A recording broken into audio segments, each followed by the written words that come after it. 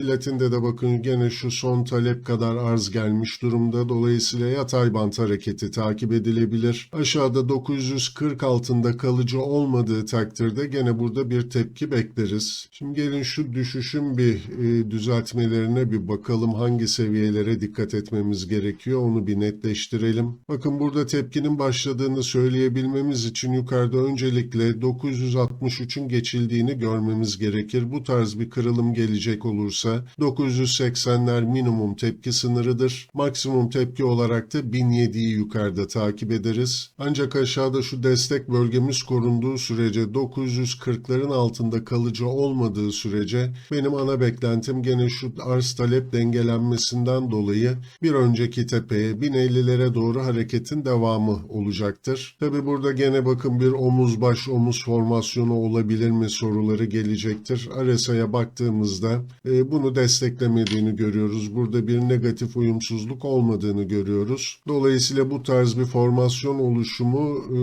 pek mümkün değil ama imkansız diyemeyiz de. Burada illaki bu paternler uyuşmak zorunda değil ama bu tarz bir hareket görmediğimiz için ana beklentimiz olmamalı. Esas beklentimiz bir önceki tepeye ulaşan hareket olmalıdır. Ancak bunun tekrarlıyorum şartını 940 altında kalıcı olmadığı takdirde. Dolayısıyla burada alım yapmak isteyenlerin mutlaka 940 altına stop koyması gerektiğini unutmayalım. Şimdi düşük zaman dilimlerine döndüğümüzde ben aslında iki bölgeden platine bakmak istiyorum. Birincisi bu gene 1053'lerden başlayan düşüş. Yüksek zaman dilimlerinde baktığımız alan. Ancak sonrasında burada 1004'lerde bir gene direnç oluşturmuştu. Bu bölgeden yaşanan düşüşün de gene analizini doğru yapmamız gerekecek. Bunun içinde bakın yukarıda 952 bölgesi tepkinin geldiğini bize tepkinin başladığını gösterecek alandır. Bu bölgenin kırılmasıyla minimum yukarıda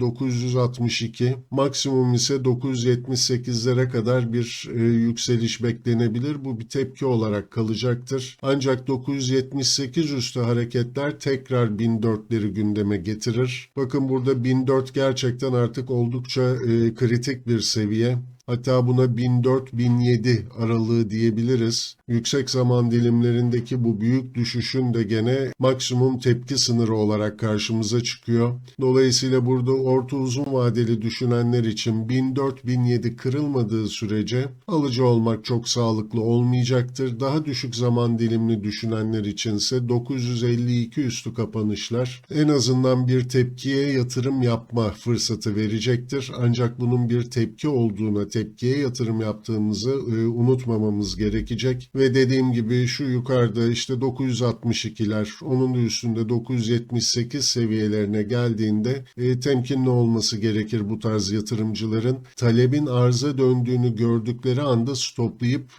buradan kendilerini kurtarmaları gerekir. Orta uzun vadeliler içinse dediğim gibi 1004-1007 aralığı önümüzdeki süreçte çok önemli olacak.